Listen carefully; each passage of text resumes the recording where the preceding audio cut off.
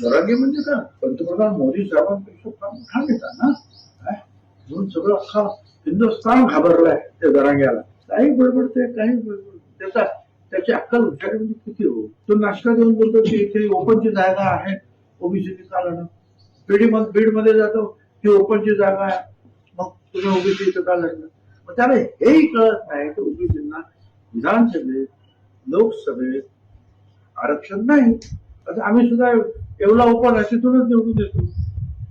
समीर भाऊ ओबीसी असले तरी इथूनच निवडून आले होते खासदार.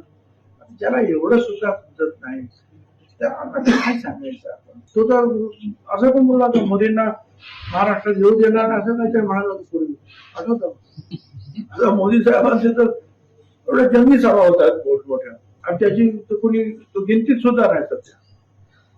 आपलं बेडका सारखं फुगायचं काय कारण.